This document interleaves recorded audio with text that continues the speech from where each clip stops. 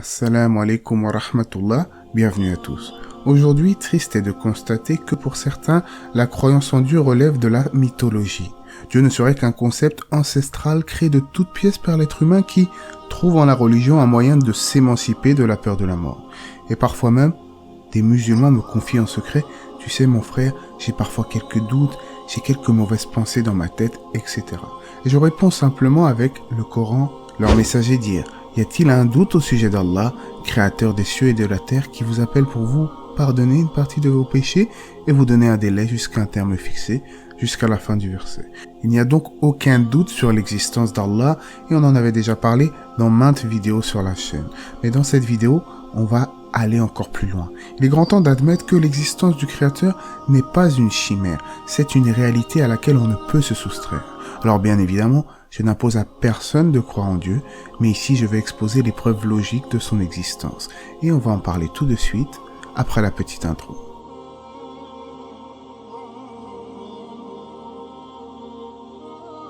Pour beaucoup de gens, leur croyance relève de l'environnement dans lequel ils ont grandi. Je suis musulman car mes parents étaient musulmans. Je suis chrétien car mes parents étaient chrétiens.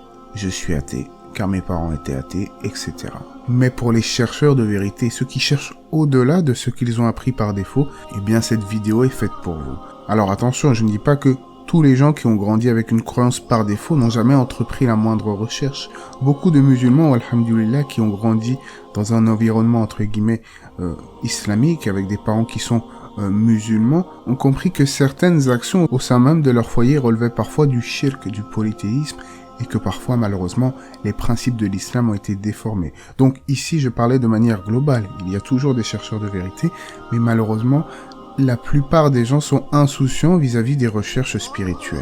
Et la grande question existentielle qui nous intéresse, d'où vient la vie? Alors, tous les chercheurs et les scientifiques, eh bien, savent que le Big Bang, ce modèle cosmologique, n'est pas l'origine de la vie. Car à la base, le Big Bang avait besoin d'énergie. Il avait besoin de quelque chose, d'une cause pour démarrer. Personne n'arrive à expliquer ce qu'il s'est passé avant l'instant zéro. D'où vient cette énergie primordiale qui a permis au Big Bang de voir le jour? Et comme on le sait, rien ne peut sortir du néant. Car par définition, le néant, c'est l'absence absolue de toute chose concevable, intelligible, énergie, matière, etc. Le néant est un concept métaphysique qui n'existe pas. Le fait même d'en parler est une aberration. D'ailleurs, à cet effet, dans le Coran, il est dit que Allah est le créateur des cieux et de la terre à partir du néant. Il n'est pas dit que Allah est le créateur du néant, car ça serait absurde. Le néant n'existe pas à proprement parler. Mais il a créé les choses à partir du néant, sans modèle au préalable. Et en parallèle, rien ne peut sortir du vide, car avec le vide, cette fois-ci on rentre dans la physique des particules. Là encore, d'où viennent ces particules? Comment sont-elles apparues subitement? En gros, qui a créé ce vide? Dans l'univers, n'importe quelle sorte d'énergie, aussi minime soit-elle, a forcément besoin d'une cause qui lui a donné vie. Le vide stellaire lui-même porte une force. C'est un espace à énergie non neutre selon la physique quantique. Le vide en physique, ce n'est donc pas rien, car il est quantifiable. Ce n'est pas le néant. Rien qu'avec ce que je viens de citer, tout converge vers l'acceptation d'un être suprême, incréé, à l'origine de l'univers. Cet être suprême ne serait-il pas Dieu, Allah, créateur des cieux et de la terre à partir du néant? Toujours pas convaincu? On va encore argumenter. La précision extrême de l'univers. Alors, concernant la précision infinie de l'univers, je vous renvoie à un extrait d'une vidéo que j'ai faite il y a 1 ou 2 ans qui résume bien les choses. Le hasard n'a pas sa place dans l'univers. Selon le consensus scientifique, l'ordre remarquable de l'univers, son exactitude sublime sont des plus troublantes. Si la vitesse d'expansion avait, juste après le Big Bang, changé de 1 sur 1 trillion, l'univers aurait pu s'effondrer sur lui-même. Pour info, un trillion, c'est quoi? Un trillion, c'est 1 suivi de 18 zéros derrière. Alors, pour illustrer un peu mes propos, imaginez-vous un seul grain de sable par rapport à tout le sable de la planète. Déjà, ça fait beaucoup. Eh bien, ça doit avoisiner 1 trillion. Donc, pour simplifier, si tout le sable de la planète Terre représente la vitesse d'expansion de l'univers après le Big Bang, combien de grains de sable faudrait-il que j'enlève ou que je rajoute pour détruire l'univers? Selon vous, un seul grain de sable. Un seul grain de sable, telle est la précision exigée pour que nous existions. Mais bon, je vais aller encore plus loin pour ceux qui ne sont pas convaincus. Quand bien même, mais attention, ce n'est qu'une hypothèse, le Big Bang se serait parfaitement calibré, soi-disant par hasard, donc par lui-même, parce que nous avons vu que c'était une précision extrême. Eh bien, la vie intelligente ne serait tout de même pas apparue si la matière s'était dispersée uniformément dans l'espace. Il y a eu besoin, si vous voulez, de légères irrégularités pour la distribution de matière dans l'univers. Si ces irrégularités auraient été un tout petit peu plus petites, les étoiles et les galaxies ne se seraient pas formées.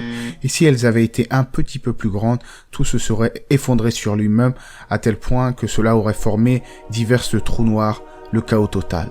Et même là encore, je vais aller encore plus loin.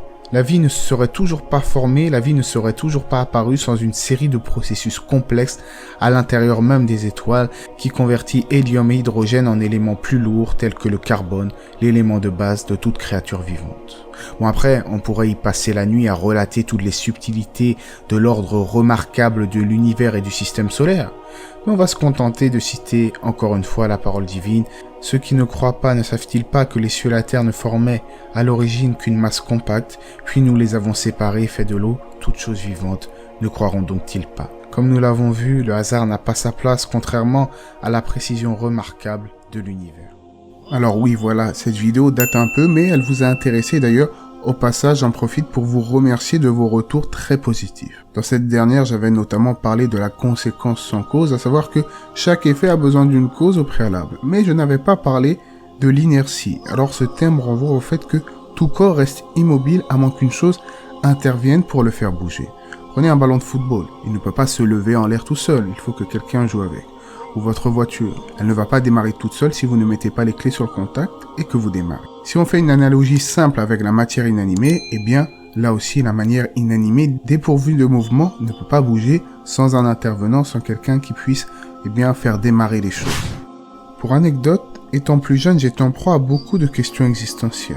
Et avant que je ne me convertisse à l'islam, je vous le donne en mille, je n'ai jamais trouvé la moindre réponse rationnelle à l'origine de l'univers et à toutes ces questions existentielles. Tout était obscur et je ne trouvais pas les réponses. Et aujourd'hui, j'ai trouvé justement ces réponses avec l'islam. Grâce à Dieu, évidemment, des réponses sur l'origine de la vie, sur la trop complexe trinité brandie par les chrétiens qui est d'ailleurs aux antipodes du message divin originel et des questions sur le but de l'existence humaine. Et dans mes recherches, finalement, j'ai appris que la plupart, de manière générale, des sommités du monde scientifique reconnaissent que cet univers est bien trop complexe, bien trop compliqué pour que le hasard en soit la cause, et d'ailleurs beaucoup admettent l'existence de Dieu. Et même quand ils ne l'admettent pas clairement, leurs propos invitent à la réflexion. Albert Einstein, je vais citer un des plus connus, disait « Tout homme de science doit éprouver une sorte de sentiment religieux parce qu'il ne peut s'imaginer qu'il est le premier à concevoir les faits incroyablement délicats qu'il observe. Dans l'univers inimaginable se révèle une intelligence infiniment supérieure. » Et c'est là où ça pousse à réfléchir. Une intelligence infiniment supérieure. Le hasard est dépourvu d'intelligence. Comment ensuite pouvons-nous ne pas accepter qu'il y a un être suprême derrière tout cela? Nous avons donc vu que l'univers et la matière a forcément eu besoin d'une cause première, et donc par induction d'un créateur. Mais si tant est, comme le disent les athées, que la matière soit apparue par hasard. C'est absurde, c'est impossible, certes, mais mettons-nous à la place d'un athée selon sa propre logique. Et là encore, on demande comment expliquer que la vie soit apparue, que les premières cellules ont pu s'organiser d'elles-mêmes, de la perfection atmosphérique et environnementale de la planète, à la naissance des végétaux, des minéraux, etc., d'où vient cet ordre et cette précision étonnante. La distance entre la Terre et le Soleil est parfaite, le champ électromagnétique protège des vents solaires, la couche d'ozone, etc.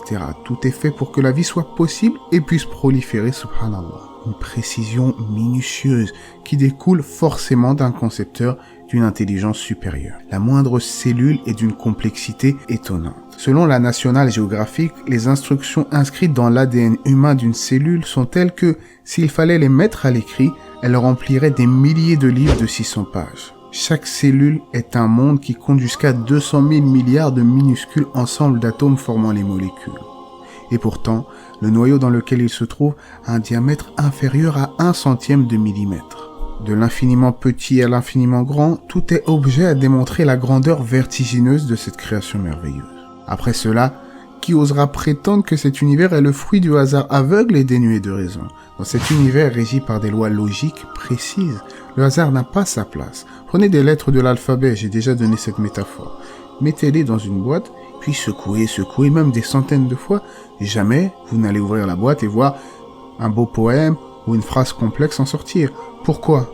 Parce que c'est pas logique, c'est absurde, c'est impensable.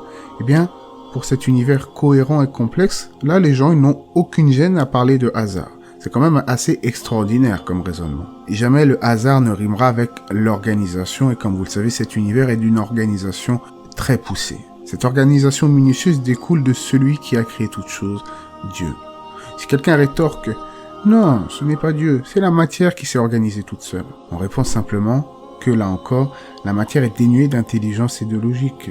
Comment pourrait-elle s'organiser d'elle-même? Ce n'est pas une personne à ce que je sache. Alors la question fatidique, si Dieu existe, qui est-il et qu'attend-il de nous? Eh bien c'est très simple.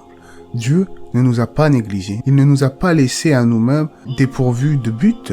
Au contraire, il nous a envoyé des guides, des messagers, des prophètes, avec des livres révélés comme la Torah, l'Évangile et le dernier message pour l'humanité, le Coran. Certains prophètes avaient des miracles pour appuyer leur mission prophétique. Alors comme toujours, les hommes ont parfois modifié soit le sens du message, soit parfois le texte lui-même, mais alhamdulillah, par la grâce de Dieu, Dieu a toujours envoyé des prophètes venus et rectifier le tir. Le prophète Mohammed est venu et rectifier les erreurs qu'avait commis par exemple l'Église au niveau doctrinal dans certains aspects, et pour démontrer qu'il est bien la continuité du message d'Abraham, de Moïse et de Jésus.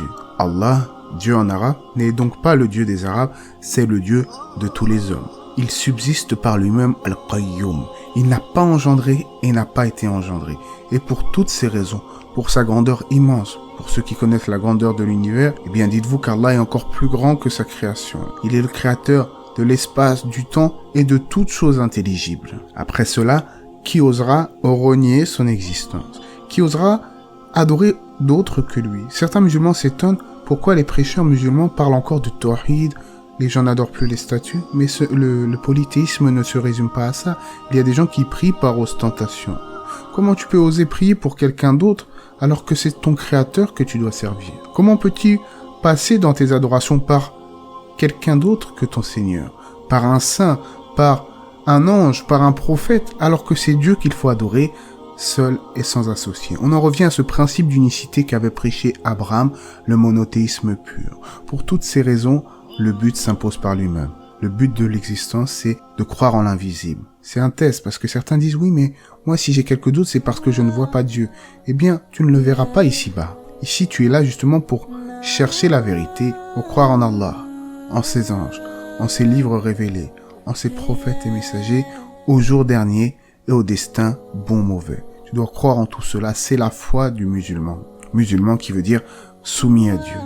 Pour conclure, pour répondre à la question de la vidéo, Dieu, mythe ou réalité, je pense que la question elle est vite répondue, comme diraient certains comiques sur Internet.